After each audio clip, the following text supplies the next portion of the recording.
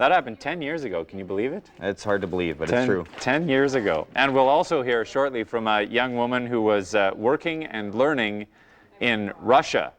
And certainly, though, working abroad opportunities can offer life-altering experiences, to say the least. But that's not to say that those times won't be challenging at times. Now the story of a man, a traveler, who transformed his frustrations into art.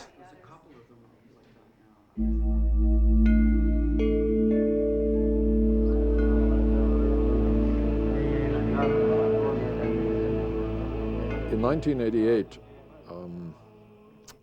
I was asked by United Nations, by FAO, Food and Agriculture Organization, if I wanted to go on a project to a country called Bhutan. And that's a country I wanted to visit for over 50 years, so I said, sure.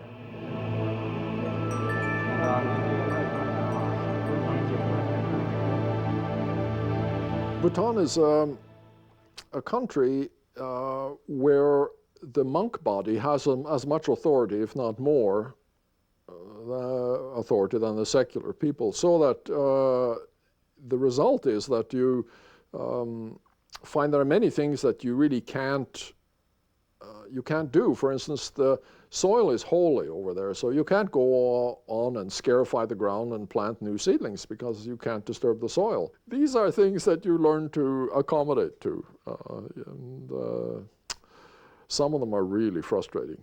At one point, I decided that I had so many frustrations trying to deal in this culture, forcing terms of reference on them that they really didn't like, that I decided I had to have some stabilizing influence, so I went painting instead.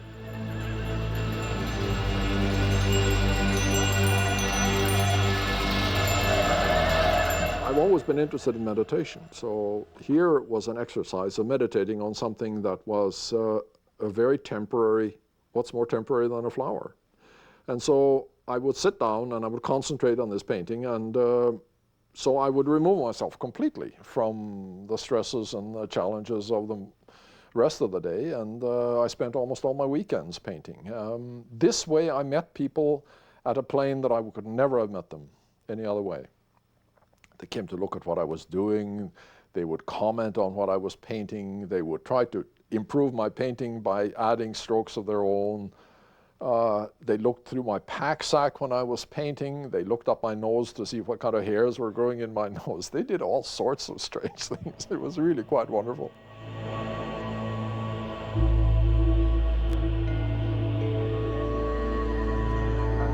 My only piece of advice would be hang loose.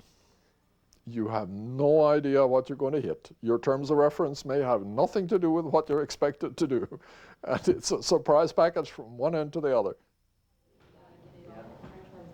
Jean-Marc and I were just saying that it's incredible. There's actually opportunity in Bhutan for Canadians. It's quite a rare thing for us. Yeah, very few people are allowed in Bhutan, actually. As you know, I think about 3,000 tourists a year, and even less development or workers are allowed to. But Canada has a privileged access because of World University Service.